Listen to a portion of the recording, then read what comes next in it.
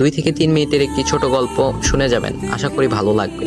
একটি ছেলে খুবই সাদাসিধা ছিল।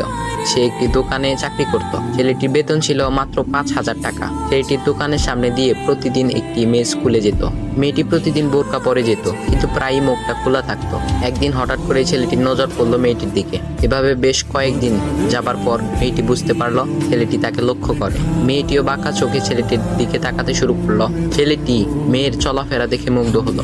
আফসোস করতে লাগলো, ইস, যদি আমিও আজ পড়াশোনা করতে পারতাম, তাহলে সাহস করে মেয়েটির সাথে কথা বলতে পারতাম। মেয়েটি বুঝতে পারলো ছেলেটি তাকে ভীষণ পছন্দ করে। তাই একদিন মেয়েটি ছেলেটির দোকানের পাশে দাঁড়িয়ে রইল। তখন ছেলেটি দুপুরের খাবার খাওয়ার জন্য দোকানের বাইরে আসে। সে চায়ের দোকানে গিয়ে 5 টাকার একটি রুটি খেয়ে পানি পান করে আসতে লাগলো। তখন মেয়েটি তার কাছে গেল। তুমি ভাত খেলে না, রুটি দিয়ে পেট ভরবে? তখন ছেলেটি মেয়েটিকে দেখে অবাক হয়ে গেল। তখন ছেলেটি বলল, আমি ভাত খেলে আমার মা, বাবা আর ছোট বোনকে কি খাওয়াবো? মেয়েটি শিক্ষিত, তাই অল্পতেই বুঝে গেল।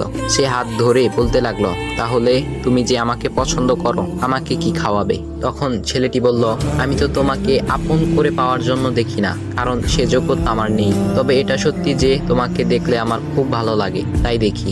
মেয়েটি ছেলেটির কথা শুনে চোখের পানি ধরে রাখতে পারলো না। সে বুঝে গেল ছেলেটির চরিত্র ও ভাবনা অনেক সুন্দর। সেদিন মেয়েটি চলে গেল। বাসায় গিয়ে রাত্রিবেলা মেয়েটি অসুস্থ হয়ে পড়ল। পরে তাকে ডাক্তারের কাছে নিয়ে আসা হলো। বলা হলো মেয়েটার 2টি কিডনি নষ্ট হয়ে গেছে। তখন মেয়ের বাবা ফোন করলো তার বন্ধুর ছেলেকে, যার সাথে বিয়ে দেওয়ার জন্য সে পাগল। কিন্তু মেয়েটি তার বাবার পছন্দের ছেলেকে বিয়ে করতে রাজি না, কারণ সে ছেলেটি টাকা থাকলেও কি হবে, তার চরিত্র খারাপ, সে লোভী। এদিকে মেয়েটির কোনো লোভ ছিল না। যাই হোক, হবু জামাই আসার পর তাকে সব খুলে বলল, তোমার থেকে একটি কিডনি খুলে আমার মেয়েকে দাও। তুমি তো বলছো আমার মেয়েকে তুমি অনেক ভালোবাসো, তাকে পেলে তুমি ভালো হয়ে যাবে, তাহলে আজ পরীক্ষা দাও। তখন ছেলেটি বলল, আমি আপনার রোগা মেয়েকে বিয়ে করতে পারবো না, আমার কি সুস্থ মেয়ের অভাব নাকি? এ বলে সে চলে গেল। বাবা তখন কেঁদে কেঁদে মেয়ের কাছে সব খুলে বলল। মেয়েটি বলল, বাবা তুমি কেঁদো না, একটা পথ এখনো আছে। আমাদের সামনে মোড়ে বড় একটা দোকান আছে না, তুমি সেখানে যাও। সেখানে যে তাইয়ুব নামের একটা ছেলে আছে, তাকে নিয়ে আসো, আমার কথা বলো। তখন মেয়েটির বাবা ছেলেটিকে নিয়ে আসলো।